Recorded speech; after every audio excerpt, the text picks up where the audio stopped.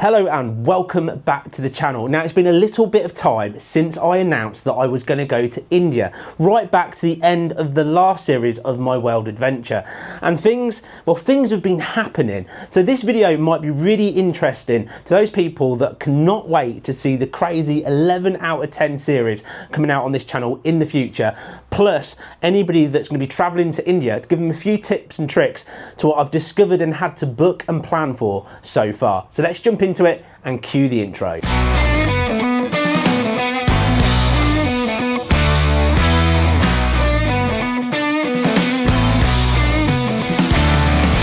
Well, my upcoming trip to India is coming around pretty quickly. Now, behind the scenes here on the Helmet Head channel, so much has been going on. You've seen bike after bike review, all the latest and cool bikes, product after product, and also mini adventures. And there's so much about to come up on the channel as well. I will be at the NEC this year on the first Saturday that they open up, so come and say hello to me there, as I'll be going there to film all of the latest bikes and talk to all of the people behind many of the mega brands that we see in the bike industry every single day.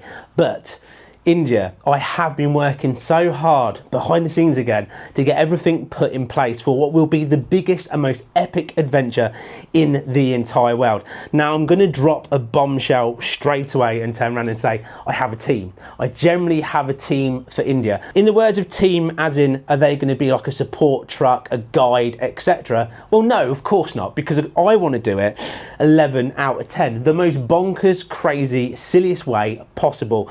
So this team is 3 more people that are as bonkers and crazy as me and want to come along for the absolute awesome ride. Now, I know that you want to know exactly who are the 3 team members that will be joining me on this epic adventure. The first Helmet Head team.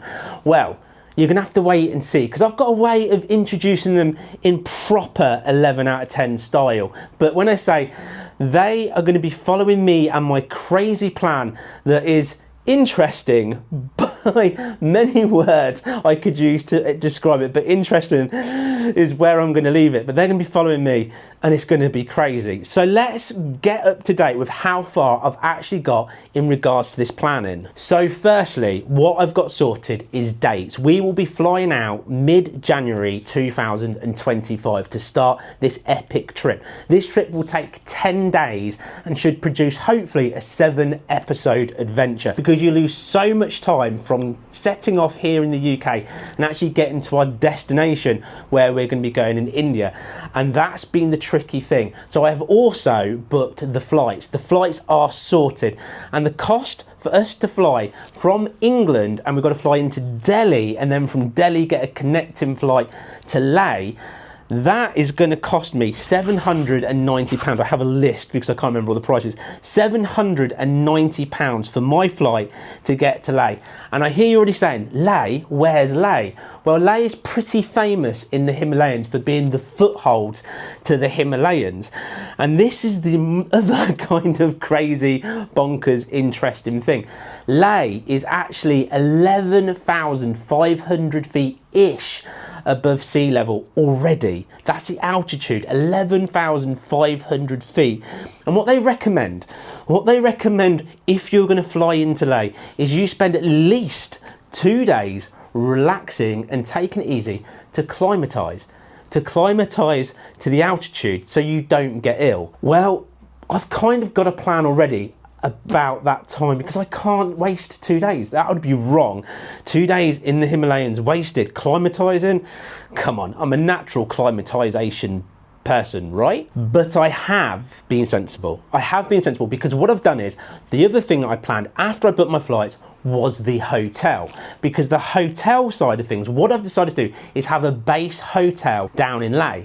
So what I've done, I've booked the entire week then we're actually going to be in the Himalayas for with one hotel, mostly to give us a base so we can set off to amazing destinations as we go all over the Himalayas, because we're already up in the Himalayas, then we're just going to head up on different routes, but mostly so we can dump our bags and have an easy-ish first day. But we don't have to stay in that same hotel. That's the joys of it. All our big luggage that we've got to carry, all of our bike kit in, camera kit in, and all that stuff, that can then or the luggage side can stay in that hotel. So if we want to venture off and do a day somewhere and spend a night in a hotel or a mud hut on top of a mountain, we actually can, knowing that we've not got to lug all that stuff around. So I've got the hotel booked. So for a week, this is when things get quite cool because it's a little bit cheaper. For a week, the hotel cost in Leh, it's a vegetarian hotel, but it looks posh, £225. So that's £225 for a whole week, and we could just stay there if we wanted to. So flights booked, base camp hotel booked. Right, bike hire. Now, I reached out to Royal Enfield, and to give them their dues, Royal Enfield, their global team, were very nice, very polite and very helpful, but they don't have bikes there, and what they've recommended is we use their hire side of things and hire from a local shop and ride there, but I don't want to do that. So what I have arranged, being of course 11 out of 10 British Lord, using every single ounce of, well, Google research I possibly could, I've arranged for the new Royal Enfield Himalayans to be delivered to our hotel in Leh. What means that when we land, this is the plan, you see, when we land, that means that we can then get an Uber if it's more than 200 meters to walk to the hotel, and then that way when we arrive, I've got early check-in sorted with the hotel so we can dump our bags and our bikes will arrive. Now, hiring for an entire week hire, this again, India's not expensive once you're there. Ready for this? New Himalayan motorcycles, £180 for a week. What a bargain. And delivered and collected from the hotel. Winner, winner, chicken dinner. Now the thing of that is though, over in India, I've done lots of messages forwards and backwards, forwards and backwards. They were like, this is the price of the bike, it's for hire. And then of course, if you want any additional extras, and I'm thinking, additional extras, what is it with complete damage insurance? Because this adventure, you got to remember, we're going to go into the mountains of the Himalaya on dirt roads, tracks. Things are probably going to happen. And as we all know, I like to push it a little bit too far sometimes. So if I damage the bike, I'm thinking, great, cover is going to be sorted.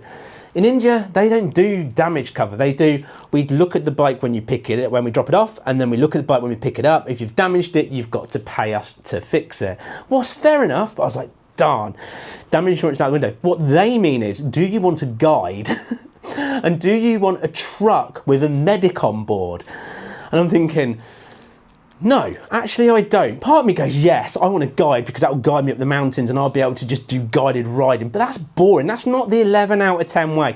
You know me. I want to look on Google Maps. I want to get to the Himalayas, pick something that looks absolutely crazy, and then ride there and see what I find and take as long or as little time as I need to get there. And I think a guide will just take away that 11 out of 10 magic of discovering new and wonderful things. And a medic, well, you know, first aid and all that. No, I want it to be a true 11 out of 10 trip, winging it and discovery. So I don't want it set up with all of that stuff. That's currently my plan, at least. Some of you are going to think I'm absolutely mad. This is another thing to consider, that the time we're going in January, so if you think Himalayan, oh, it's going to be beautiful and hot. Well, this is really out of season. So they're saying temperatures could be between -5 and -15 degrees. There's going to be freezing cold. And they say it's pretty because you can ice skate on the lakes, for instance. But that's part of the craziness. I don't want to do it easy. I don't want to do what everyone else does. I don't want to go when it's beautiful weather and it's stunning. I want to go when it's stunning but covered in snow and craziness. That's kind of my plan. Adding more and more nuts to the adventure. I have been told it's going to be dangerous. That's fine. 11 out of 10. And now moving on to the next thing I've had to plan. Right, have done is jabs. Now you can get jabs done via the NHS. They're the basic jabs. You can get covered that way. I've gone all out and spoken to a man in a room and said, look, I'm going to India. I want full cover. I don't want the deli belly. I don't want the squirts. I don't want to get ill from the water. Give me the works. So this has cost me £200. I had one jab in my left arm, 2 jabs in my right arm, and nothing in the buttocks. But I've been given a weird drink to drink. So jabs you've got to have done at least 2 months before, and then the drink you're supposed to be taken around a month before. The drink that I'm about to drink is to do with the dirty water, because a lot of people don't do it. They get there, the food's cooked in it, it should be fine, but if it's not, you get ill. I'm trying to avoid that to give everybody that's watching the best experience ever, because watching me for a couple of days being ill and feeling rough is probably not what you want. So that's what I've paid for and booked so far. Now I have another list, right? I have another list right here with a few of the other things. So I'm going to just cover them to give you an idea. I need to sort out my visa as well. So a visa you can get done, an e-visa 4 days beforehand. It's less than a tenner, not a big deal. You need an international driving license.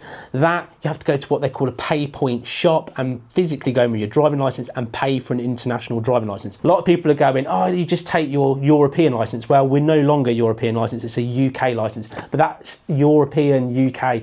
That's not outside, so you need an international driving license. Again, that's less than a tenner. You go in, you pay for that, you get that done. They're the 2 things I still need to do. Now, currency is kind of a big one. Originally, I was like, I'm going to get a load of money changed here, and you can get the currency in this country, but India is a locked currency, so it's meant for Indian people to take currency in and out, and it's very limited. So the idea of it is there's no limit, like no limitation in taking in pounds sterling in. I'll take a wad of cash, and what I'll do is I'll change it once I'm there, and of course I'll keep a backup amount on a card as well.